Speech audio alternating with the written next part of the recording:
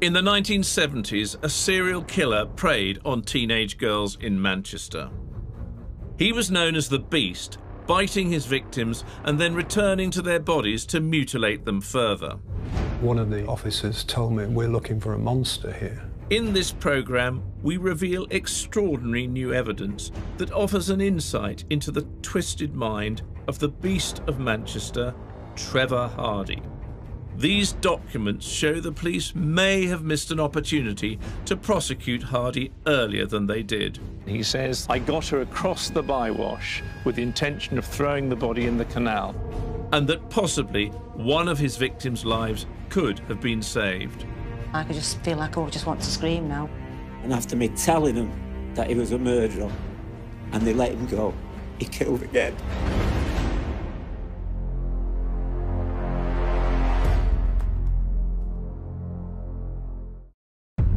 Trevor Hardy was a British serial killer who brutally murdered 3 teenage girls in Manchester between 1974 and 1976. The reason Hardy is virtually unknown is because his crimes were overshadowed by the Yorkshire Ripper, whose murder spree started at the same time.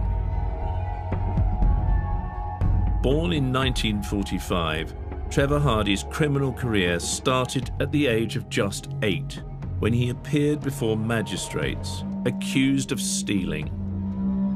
By 15, he'd become the youngest person ever to be sent to Strangeways Prison.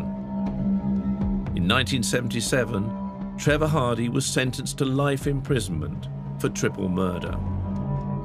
He served out his sentence in Wakefield Jail until 2012, when he died of a heart attack. Forgotten by his family and the public, Hardy hadn't received a single visitor in the last 15 years of his life. The prison assumed no one would come to his funeral. But then Trevor's estranged brother, Colin Hardy, contacted them. Colin had been haunted by the crimes of his notorious brother for over 4 decades, but agreed to receive Trevor's effects, which included dozens of boxes of documents. Colin has contacted me to help him try and make sense of what he believes is incriminating new evidence never seen by the public before.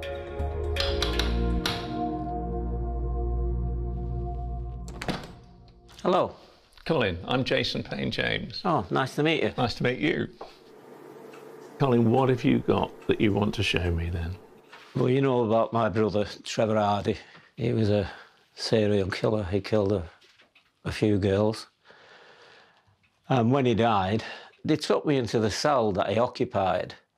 And there was all these boxes of documents, boxes and boxes of them. I've still got a box that I think you might find interesting. I think I might. So here we've got a statement. I wonder whether this is put together by his legal team. In a lot of these statements, there's a lot of inconsistencies. They arrested him. Yeah. And then they let him go. And then he killed again. Could the police have done more? I think the police have got a lot to answer for. Why did they let him go? It's fascinating, absolutely fascinating. I'll do what I can to try and find out the questions that you want answered, whether we can answer them. We may not be able to. I mean, I'm getting too old now for all this. I've lived with it for too long, wondering, could I have done more? I'm intrigued to find out what new evidence is in Trevor Hardy's box that has clearly affected Colin so much. My name is Jason Payne James. I'm a specialist in forensic and legal medicine, working with the police and going to courts to review and investigate all kinds of crime. I'd never heard of serial killer Trevor Hardy before Colin contacted me. There's very little about him online, so I'm going to have a trawl through Manchester's archives to see what I can find out. There are no books about Trevor Hardy in the records here. so I have to search back through the microfilm archive of the Manchester Evening News. Nearly all the articles I found are from his trial, when he was found guilty of the 3 murders. Wanda Scala was a 17-year-old barmaid who Hardy mugged for her handbag and then beat to death when she resisted. His next victim was Sharon Mossoff, who came across Hardy at night, trying to rob a mill she worked in. He strangled her to death and threw her body into a canal. Janet Leslie Stewart was only 15 when she became Hardy's first victim, whose murder he only admitted to after his arrest for the murders of Wanda Scala and Sharon Mossoff. Hardy says he mistook Janet Stewart for a former girlfriend who'd rejected him, so he went after her and knifed her to death. Years before his killings, Trevor Hardy was terrorising communities in northeast Manchester, notorious for long periods in jail for burglary, mugging and a love of casual violence. Trevor's brother Colin Hardy has suggested I talk to an old family friend who remembers both Colin and Trevor as children. He was a known bully. In fact, we were all frightened of him. Do you think you were the only one who thought that, or did most of the people in the community have those views? No, I think they all must have thought that. Trevor Hardy actually came across us in a back entry, and he instructed Colin to hit me. And why was that? For no reason, really. Colin didn't give it his full shot, and Trevor eventually took over and gave me a really good whack. Now, I understand later on he attacked you more severely. He basically launched himself from like 6-8 feet away, head-butted me, which hurt. And then I thought he'd need me in the side. Afterwards, when I'd only gone about 2 or 3 paces and I just saw all the blood on the floor, that I realised that he'd actually stabbed me. It went in there and it came out about there. Wow. So it didn't actually... So luckily it missed vital structures. Missed all the organs, yeah. Are you able to sort of sum up your feelings about him or what you believe about him in a couple of sentences or whatever? Yeah, he was just an evil person. Nobody liked him, least of all his own family. I need to organise the documents that Trevor Hardy left in his cell, which Colin has given me. The reason there's so much here is Hardy fired his legal team during his trial, choosing instead to represent himself, and was therefore granted access to all the police's written evidence against him. The box contains an assortment of legal and other documents and Hardy's own letters and statements from jail. Well, what's really interesting is in the documents that Colin's given me is I found a confession written by Trevor Hardy.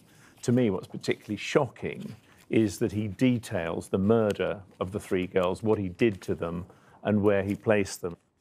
And there are maps. Here's one example of the map that he's drawn of the location of the murder, of all the surrounding buildings.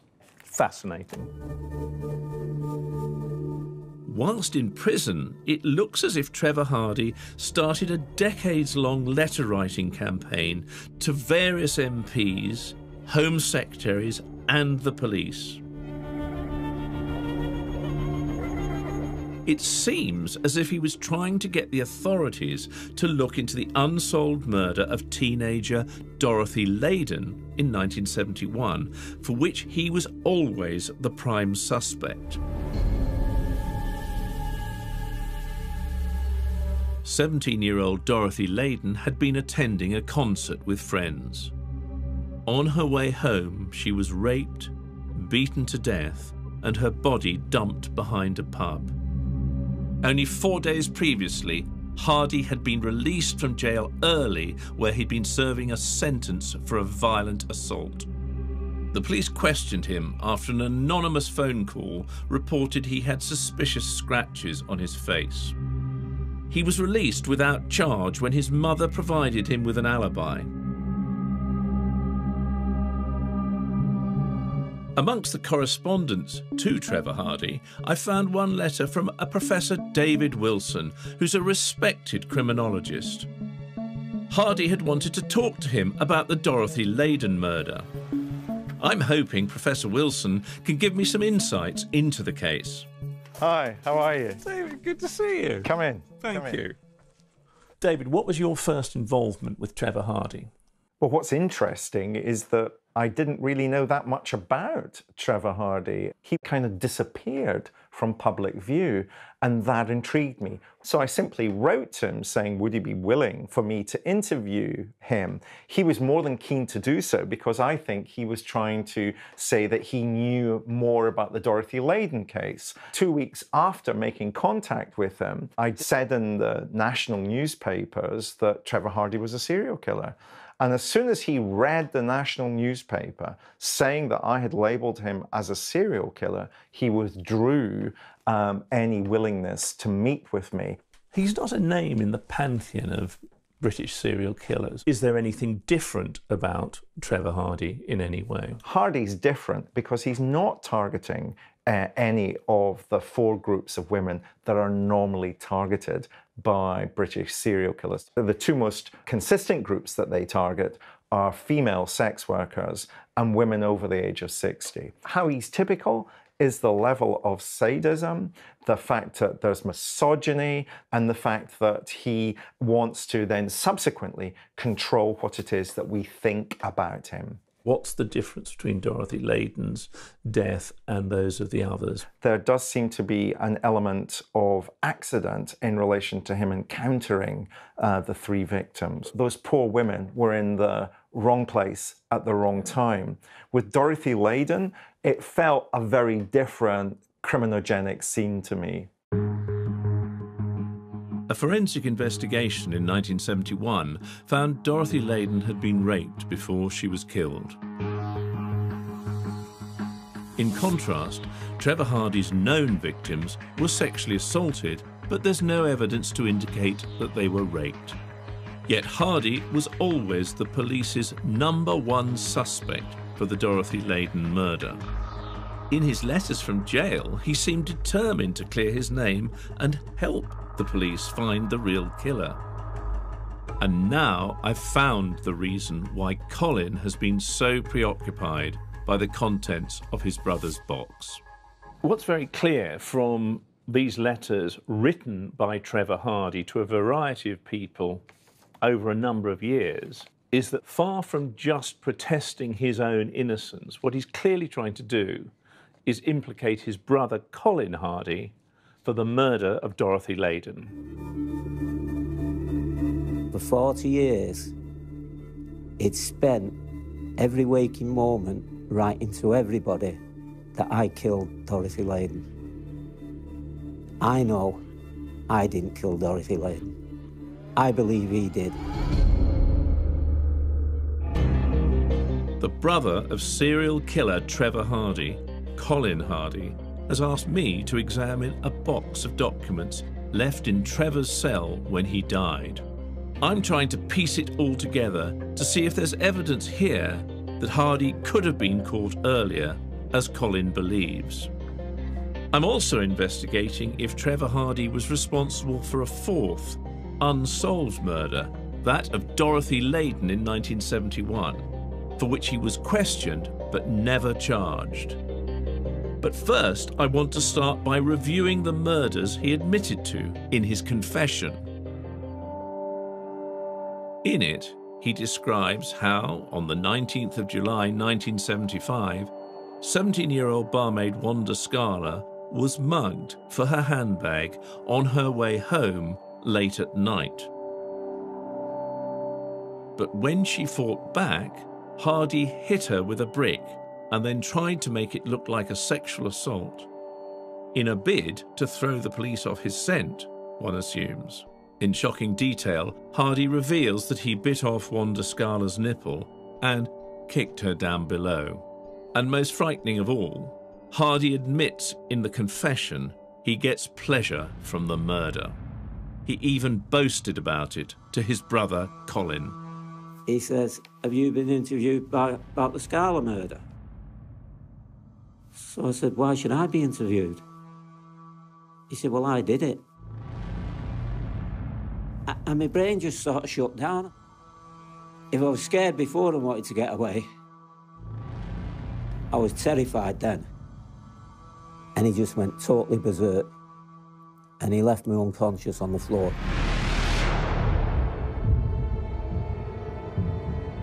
Colin Hardy plucked up the courage to call the police to tell them his brother had committed the murder.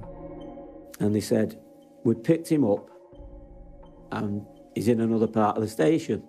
So I thought, thank God for that. You know, they've got him. The police had their man arrested on suspicion of murder.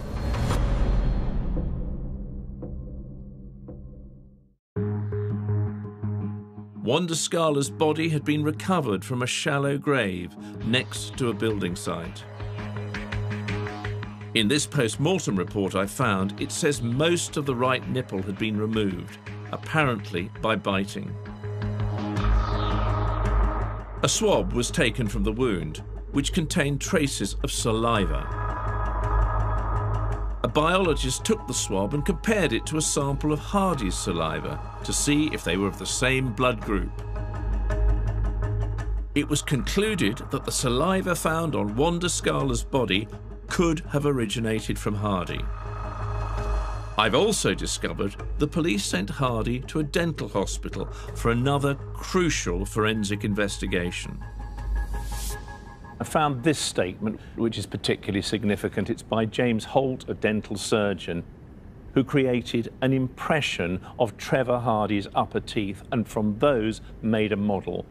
He then compared that model with photographs of the bite mark on Wanda Scala, and he concluded that that bite mark was consistent with the dental model from the dental impression that he'd created from Trevor Hardy. This is the most important piece of evidence I've found amongst Hardy's documents so far. But it seems to have been ignored or overlooked at the time because, while police awaited the dental results, Hardy was released after he was given an alibi by his alcoholic girlfriend. I thought, this is absolutely crazy. I said, I've just told him he's admitted to a murder and he's walking the streets. It appears Dr. Holt's dental evidence, plus the saliva match, for whatever reason, wasn't considered enough to charge Hardy. Various newspapers ran stories during Hardy's trial, presumably based on his confession, that somehow, whilst held in custody, he used a nail file on his teeth to avoid being linked to the killings. But it's not clear from the documents if he managed to do so.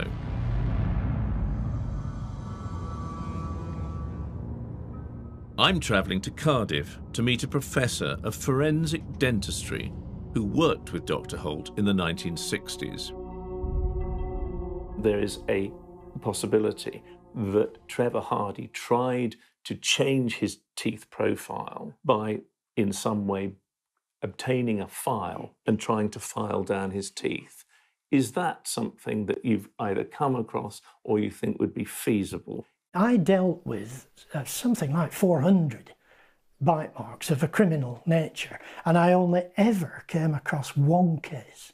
The teeth are the hardest bit of any living animal in nature, by a long way. But what are the chances of that being able to realistically alter teeth They're not profile? high. They're not high. I'm not saying it would have been impossible, but it would have taken a long, long time. And even then, the changes would have been absolutely minimal. You've seen the statement that Dr. Holt produced. His conclusion, it appears, was that the bite mark on Wanda Scala was consistent with Trevor Hardy's Yes. impression. What are your views on that? Knowing Dr. Holt, he was a very, very punctilious operator, and if he said it was consistent, he would have thought it was. I'm certain of that. Do you think that would have been a trigger for the police to actually at least think that they might need to investigate Trevor Hardy a bit further? I am very, very surprised that that case didn't appear to have been taken any further at that point. I think it should have been. Having got away with Wanda Scala's murder despite this bite mark evidence, and possibly that of Dorothy Leyden 4 years earlier, Hardy then kept a low profile for several months. But his violence and apparent hatred of women could only remain suppressed for so long. On March the 5th, 1976, Hardy attacked a woman in a pub toilet so viciously that she bit off the end of her tongue. Hardy was immediately identified as the attacker and became a wanted man. Just 3 days after the assault in the pub, 18-year-old Sharon Mossoff was murdered by Trevor Hardy. Sharon came across Hardy late at night trying to break into the Marlborough mill where she worked. When she tried to stop him, she was stabbed, strangled, and her body thrown into the nearby canal. It was right on the front of the paper. Another girl killed in Manchester. And I knew it was him. I knew it was Trevor. And I just went to pieces. After me telling them that he was a murderer and they let him go, he killed again. And I've had to live with that all my life, wondering if I could have done any more. Soon after Sharon Mossoff's murder, the police were questioned on what seemed a spate of local killings. There have been, though, haven't there, 2 other still unsolved murders in the surrounding area during the past 5 years. How likely is it that there is, in fact, a link? I've no evidence at this stage to connect those other murders with this one. I'm treating this one on its own at this stage. But there were connections. Just like with Wanda Scala, Hardy had bitten off one of Sharon Mossoff's nipples. And these 2 unsolved murders also had a geographical connection. The women were attacked very close to the Rochdale Canal. The Rochdale Canal was Trevor's, hideaway. He'd use the Rochdale Canal in the middle of the night. He kept off the main roads. He knew that not a lot of people used the canal at night. He just knew every little way to evade if he needed to.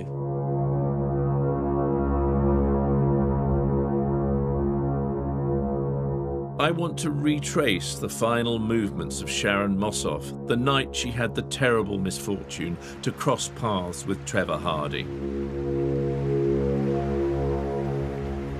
I'm trying to orientate myself according to the map that Trevor Hardy drew, signed by him in his confession.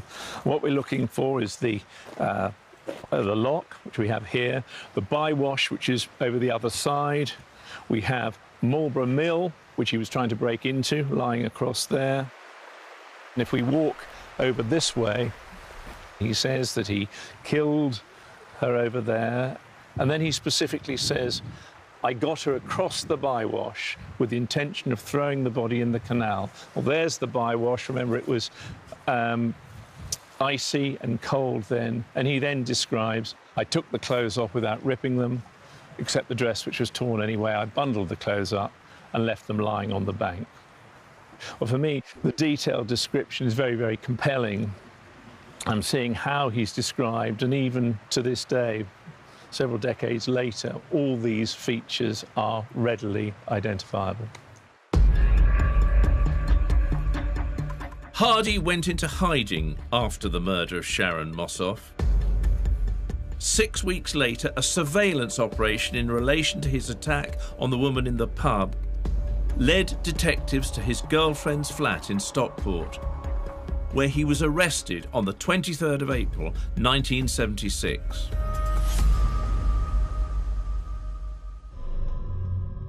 In custody, Hardy was questioned about the murders of Wanda Scala and Sharon Mossoff, and eventually confessed to killing both of them when his girlfriend withdrew her alibi for him.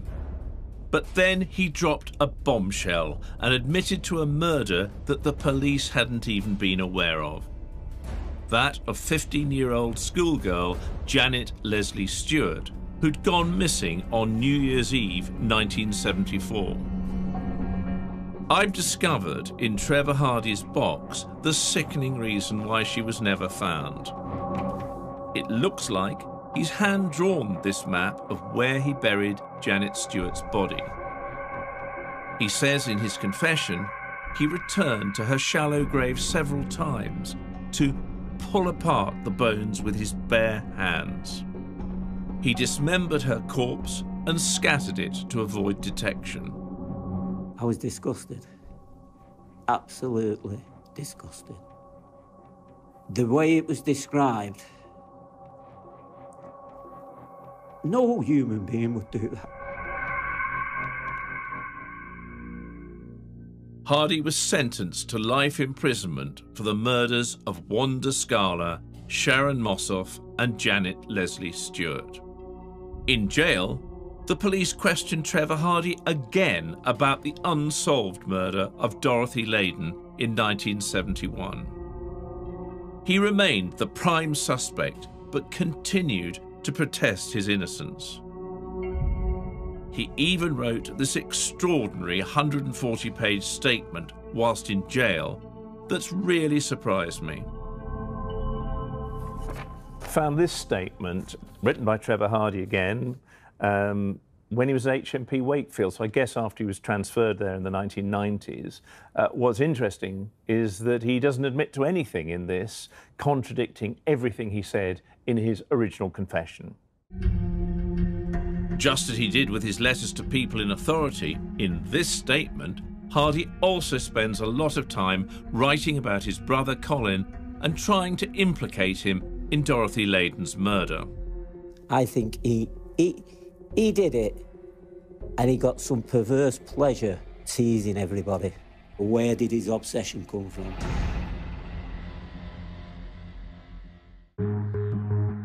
Trevor Hardy was one of Britain's most brutal serial killers, yet his name is barely known. I've been examining documents left in his cell that might offer some clues as to if he was responsible for the unsolved Dorothy Leyden murder in 1971.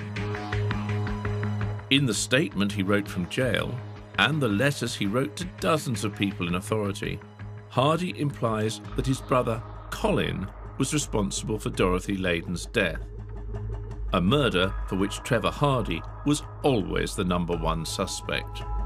And all them years he spent in prison, I think he got his kicks out of writing all the letters he did, accusing me and teasing the police. Why did he spend so much time trying to frame Colin? What was his motivation? Dr. Kiva McAnena is a forensic psychologist who I hope can help me answer some of these questions.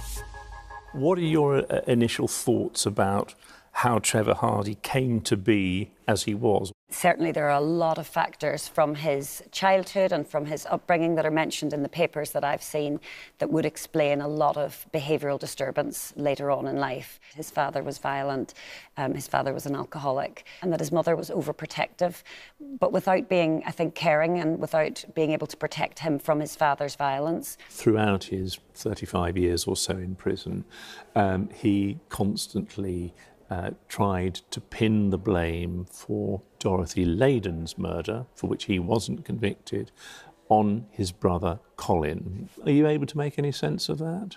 Going back to his early childhood development, there was certainly evidence of a lot of resentment towards his brother, so that might go some way towards explaining after his younger brother was born. And that was obviously something that stayed with him, so he's obviously spent hours and hours constructing and writing that account of his brother's guilt. Seems to perhaps it gave him pleasure, and so that to me points to something very profoundly disturbed going on. Most of these letters may be the work of complete fantasy, but in some of them, Trevor Hardy does make some compelling connections between Dorothy Leyden and Wanda Scala, his second victim. Trevor Hardy says that both Wanda Scala and Dorothy Leyden were battered to death with a brick. Both lived within 1/4 mile of each other. And in both cases, anonymous phone calls were made about Trevor Hardy. What he seems to be implying is that whoever killed Dorothy Leyden killed Wanda Scala too, but that wasn't him. I wonder, was this just a game he was playing because he'd got away with Dorothy Leyden's murder? I've made contact with a journalist who reported on the Dorothy Leyden murder in 1971, and then Wanda Scala and Sharon Mossoff's deaths 5 years later. I hope he can throw some light on the similarities.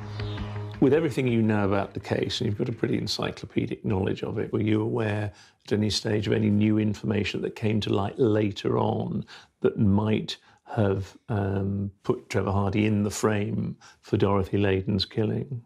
Well, in point of fact, when Hardy had been arrested for the murders of Sharon and Wanda, I said to one of my police contacts, who was a detective on the case, I think you ought to look at the Dorothy Leyden case, because I remembered it from 5 years previously. There were great similarities between her age and the modus operandi of the killer. One of the officers told me, we're looking for a monster here.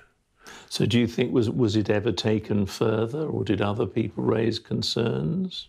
Well, I was surprised that it was never proceeded with. And then I later heard that the police had obtained evidence that showed that Trevor Hardy couldn't have been the killer of Dorothy Leyden. I'm still pretty much in the dark as to what it is that they thought they'd found that established that Trevor Hardy had not killed Dorothy Leyden, because I'm still of the view that he did. Alan's left me puzzled. I wonder what evidence it was that the police obtained that could have excluded Trevor Hardy from the Dorothy Leyden murder. Searching online, I can see there was a cold case review into the Dorothy Leyden killing in 2004. The police said they found DNA from the crime scene that meant Trevor Hardy couldn't have been the killer. I've been through dozens of police witness statements in Hardy's box, and I found one from an Ian Kirkpatrick, a detective involved in Hardy's arrest, who then looked into the unsolved Dorothy Leyden murder. Ian's agreed to meet me. Ian. Yes, sir. Jason Payne James. Nice to meet you. Nice to meet you. Come in. Thank you very much. Just coming to the Dorothy Leyden murder, it seems to be that there was some form of evidence that subsequently produced a DNA sample. I know there was semen found at the scene, and we've only seen the notes and spoke to the bobbies who went. But it wasn't on the body. So not on the body or the clothes? Now, unless they found something since, it was on a flagstone near to the body, but not on the body. People have sex in all kinds of places. If you've got a DNA sample that you can't identify, it doesn't include or exclude anyone. It's just a DNA sample where somebody's been there. It could be anyone. Yeah. Again, I didn't go to the scene, but when we talked it through with the lads on the B Division, most certainly their opinion was it doesn't have to be his. I'm confused how the cold case unit at Greater Manchester Police can be certain that this DNA evidence they found next to Dorothy Leyden's body was definitely the killer's. Head of the cold case unit at Greater Manchester Police, Martin Bottomley, is willing to try and explain. In terms of the information that you had about Dorothy Leyden, did you come across new information, or was it reviewing all the evidence that was already presented? The evidence, some of it had been lost, some of it had been stored, so I did a search of GMP's property stores and found swabs taken from the crime scene. There were crime scene stains.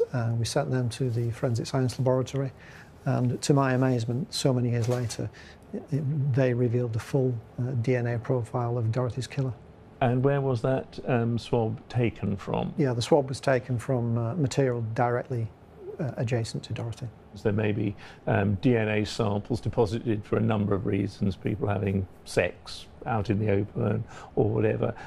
Is it clear that this DNA did originate from Dorothy Leyden's killer? It's absolutely clear in my mind that the documentation I had from forensic scientists, from photographs that I was able to view from the scene which were taken at the time, I was convinced then, and I'm convinced now, that yes, the DNA was from Dorothy's killer. At the time of Dorothy Leyden's killing, there was no DNA national database. Yeah. So the process, you had this sample, you had a DNA profile. How do you deal with that?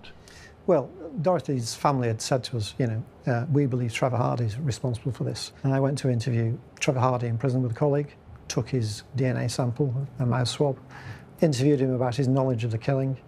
He denied any involvement.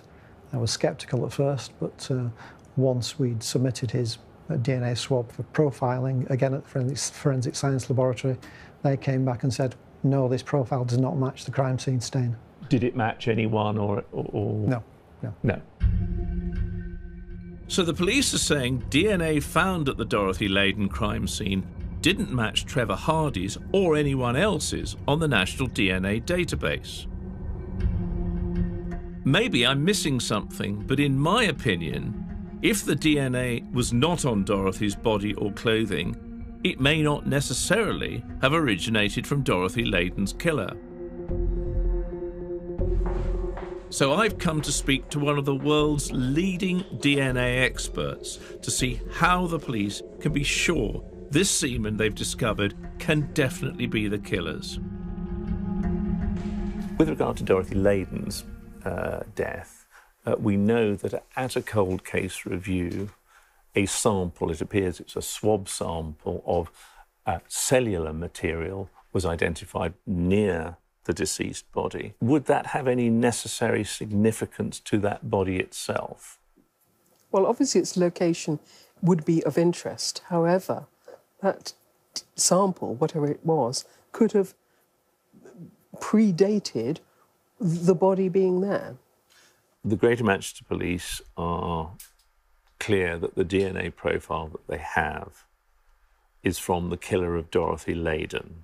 And this is the sample that's apparently of semen on a paving stone. How would you say that they can be sure that that DNA profile is from Dorothy Leyden's killer, if those are the circumstances? I can't see how that particular bit of evidence can say that it is from the killer.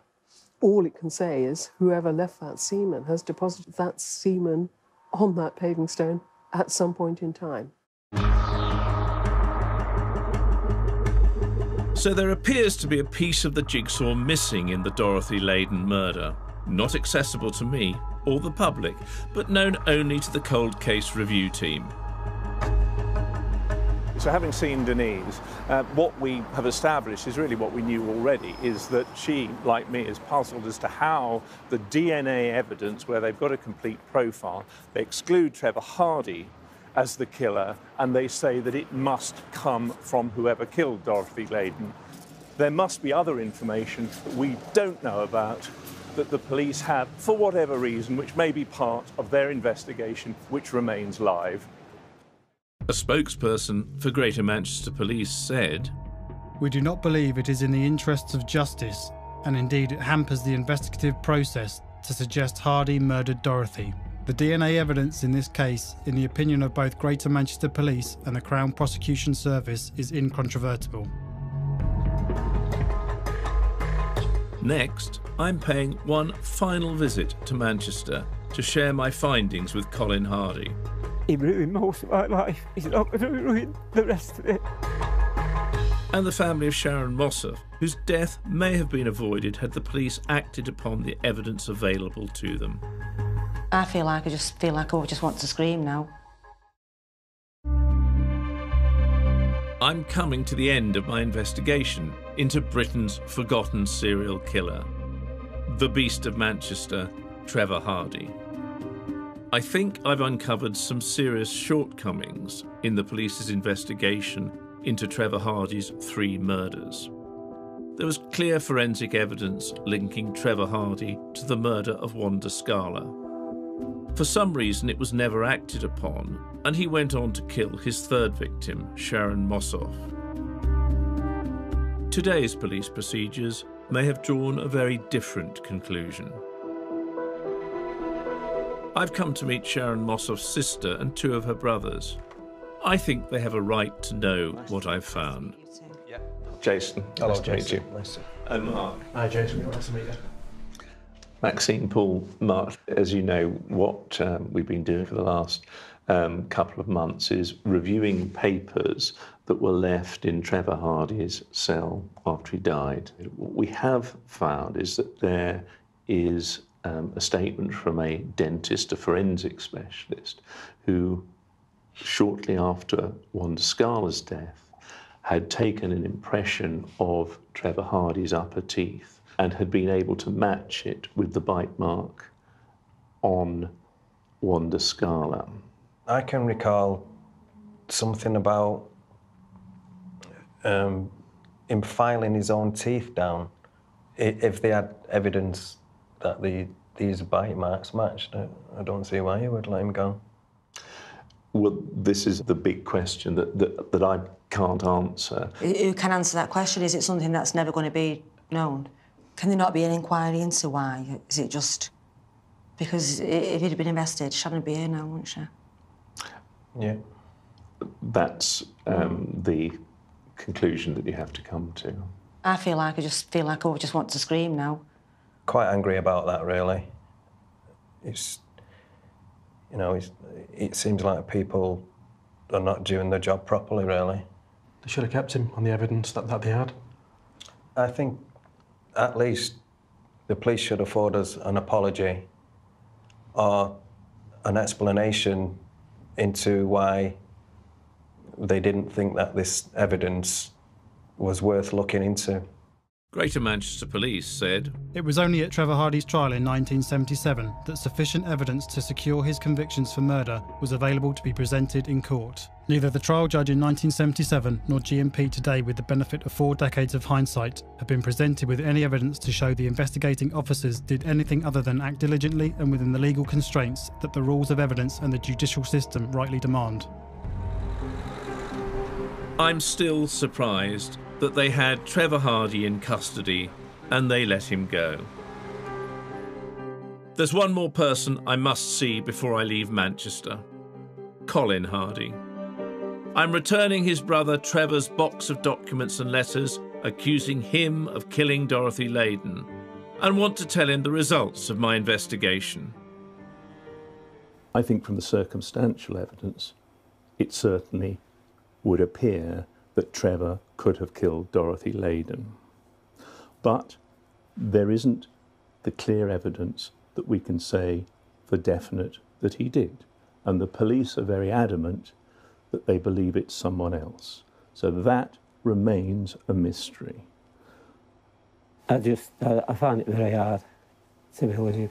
I think that from your point of view, what I'm hoping is that you put Trevor behind you and you move on with your life, with your family. It's got to end. I can't keep doing this to myself. They have to go. For 40 years, he'd spent every waking moment writing to everybody that I killed Dorothy Leyden. I know I didn't kill Dorothy Leyden. I believe he did.